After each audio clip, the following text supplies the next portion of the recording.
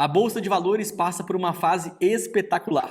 Várias ações tiveram valorizações expressivas, algumas delas subindo mais de 100%, outras 50%, 60%, o que obviamente traz muita alegria ao investidor. A partir de agora, a pergunta começa a ser outra: será que até quando essa alta vai continuar acontecendo para a gente continuar tendo valorizações nas nossas carteiras? O fato é que o momento agora existe um sentimento muito mais otimista, em que essas altas podem continuar acontecendo em vários dos setores. E é por isso que nesse vídeo que nós vamos comentar sobre a situação das construtoras, que eram um dos papéis, uma das ações mais amassadas até então, tiveram uma rentabilidade, uma valorização bem grande agora ao longo das últimas semanas e ainda podem continuar crescendo a partir desses dados que nós vamos mostrar aqui. Por isso te peço para você assistir esse vídeo até o final e não se esqueça de deixar um like nesse vídeo, se inscrever no canal, porque assim você pode nos ajudar a crescer e a espalhar esse conteúdo para mais investidores. Sou Gabriel Bassotto, sou especialista em renda variável e analista-chefe de ações pelo Simpla Club.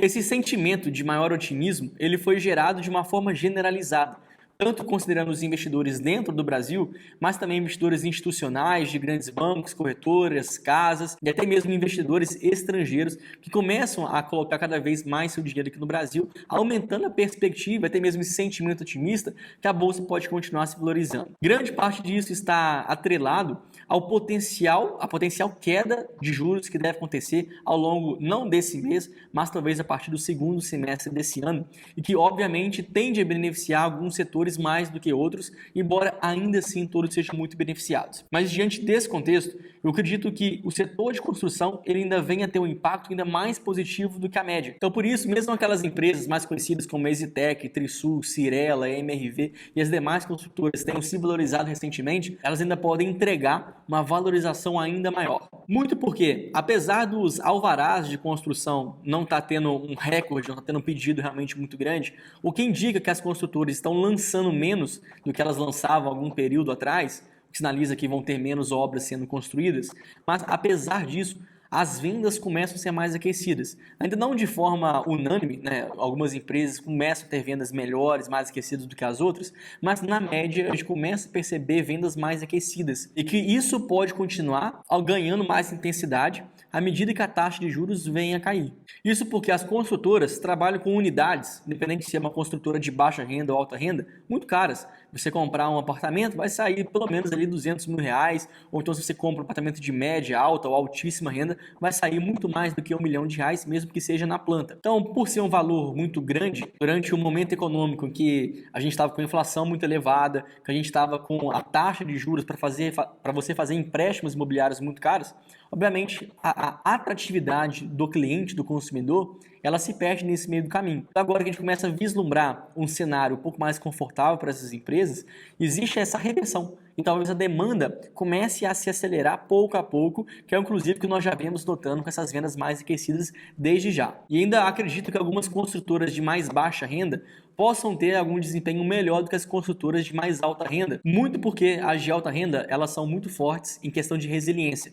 Quando o cenário está endurecendo, tornando a política mais restritiva, a gente entende que as construtoras de alta renda elas podem se proteger mais. Agora, diante de um momento em que você já restringiu bastante, vai começar a liberar, aquelas construtoras de mais baixa renda ou de média renda, elas tendem a ter uma performance um pouco melhor, principalmente relacionada ao seu público-alvo. Como, por exemplo, imagina aqui uma taxa de sensibilidade. Vamos supor uma taxa de juros de 6%, variando até 12%. A variação de cada ponto percentual dessa taxa de juros faz uma diferença enorme no público endereçável que essas empresas têm. Então entenda como que a diferença dessa taxa de juros pode impactar bastante todo o mercado. Então olha só como a diferença na taxa de juros vai impactar bastante o mercado de uma forma geral.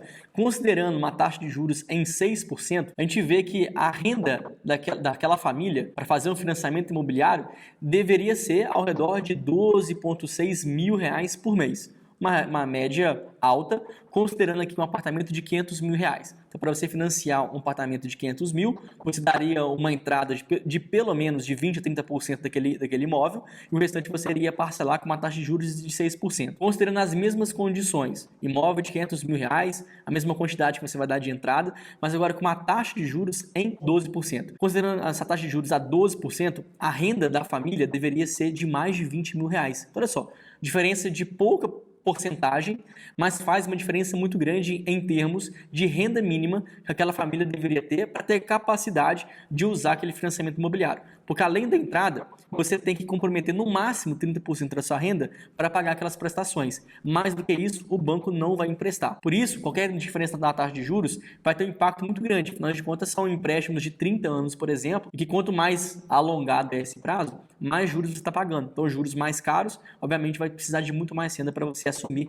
aquela responsabilidade. Só que pelo fato de existirem poucas pessoas ou famílias no Brasil que têm essa renda para fazer esse financiamento imobiliário mensal, acaba que o impacto disso vai ser mais contido em relação aos domicílios que estão aptos a fazer esse financiamento. Olha só, ao você aumentar a sua taxa de juros de 6% para 12%, você vai reduzir em cerca de 1,5 milhão de domicílios que, com a taxa de juros menor, mais famílias poderiam fazer o seu financiamento, agora com a taxa de juros maior, menos famílias vão ter disponibilidade daquela renda para fazer aquele financiamento. Então você vai reduzir a sua demanda em cerca de 1,5 milhão de domicílios, o que obviamente é muito grande, mas muito menor em relação ao público, ao mercado endereçável de famílias que recebem menor renda. Agora, fazendo a simulação para um imóvel, para um apartamento de R$200 mil, considerando o mesmo tanto de entrada, o mesmo tanto de juros variando de 6% até 12%, a gente já vê uma diferença bem gritante. Porque no caso de você ter uma taxa de juros de 6%, a renda da família seria ao redor de 5.200. Enquanto que para uma taxa de juros de 12%, a renda mínima da família seria ao redor de R$8.200. É uma diferença pequena, mas quando você começa a reduzir os juros, existem agora pelo menos 7 milhões de domicílios que vão se enquadrar nesse caso. Por isso que uma alta taxa de juros vai limitar bastante demanda, afinal de contas vai aumentar a renda mínima das famílias, e quando você reduz os juros, você reduz a renda mínima exigida por aquele banco, consequentemente muito mais domicílios vão se encaixar agora naquele quadro. Nesse caso, existe uma diferença aqui de 7 milhões de domicílios que entraria nesse novo contexto com uma taxa de juros menor. E outros dados para reforçar mais ainda essa informação se refere à base de salário do brasileiro, que inclusive é bem homogêneo. Quase 90% dos brasileiros recebem até R$ 3.500 por mês, enquanto que 70% dos brasileiros recebem até 2 salários por mês. Olha só, qualquer diferença que você dá na taxa de juros vai impactar uma massa muito grande de pessoas de baixa renda. Então, quando você reduz pouca coisa, sabendo que existem muito mais brasileiros de baixa e média renda, vai ter um mercado endereçável a esses domicílios muito maior. Por isso, essas construtoras tendem a ser mais beneficiadas agora, porque a atratividade, a procura, a demanda por suas unidades, por seus apartamentos, vão ser realmente bem valorizadas, bem mais aquecidas do que talvez a gente vai encontrar de benefícios para as construtoras de alta renda. E não fosse somente isso, a gente vê que também nesse contexto agora, a inflação entrando sob controle, os custos das obras, das construções, do pessoal, da administração e tudo mais, vai ser menor. Então, para aquelas empresas que não poderiam reajustar tanto suas unidades, porque se subisse muito o preço do apartamento, perderia muita demanda, essas empresas agora começam a não ter que reajustar tanto mais os seus apartamentos, porque a própria inflação que ela teve está se controlando. Acaba sendo mais um ponto que positivo para essas companhias. E por fim, o governo até mesmo foi aprovado recentemente a volta, né, a renovação do programa Minha Casa Minha Vida, em que o governo quer voltar a dar estímulos bem grandes, bem poderosos para as famílias de mais baixa renda. Inclusive, até 2026, ele quer beneficiar mais de 2 milhões de pessoas. Então, consequentemente, você juntando uma taxa de juros menor, que vai aumentar o mercado endereçável, você vai controlar a inflação para que os custos das obras não sejam escaláveis, né, que sejam mais controlados. E ainda assim vai dar benefícios através de um programa social como Minha Casa Minha Vida. Tudo isso pode fazer com que as construtoras de baixa renda tenham uma performance melhor, até porque elas também sofreram mais no passado. Isso não quer dizer que todas as construtoras vão ter a mesma performance, o mesmo bem que vão se valorizar. Afinal de contas, cada uma está inscrita, né, em uma região geográfica diferente, que obviamente vai ter diferenças também nas suas demandas, repasse de preço, nas vendas e tudo mais. E além disso, não é pelo fato das construtoras de mais baixa renda talvez sejam as mais beneficiadas que as de alta renda vão ser prejudicadas. Muito pelo contrário. Essas construtoras também começam a indicar um cenário melhor para elas. Então, de uma forma geral, toda construção está subindo, embora uma esteja subindo em um ritmo mais acelerado do que a outra. Então, chegamos aqui ao final desse vídeo. Espero que você tenha entendido o contexto das construtoras e por que o cenário agora começa a ficar um pouquinho mais otimista para elas. Dedão aqui no se inscrever no canal, dá um like nesse vídeo, porque isso pode nos ajudar a crescer e a espalhar esse conteúdo para mais investidores. Agradeço muito e espero você na próxima. Valeu!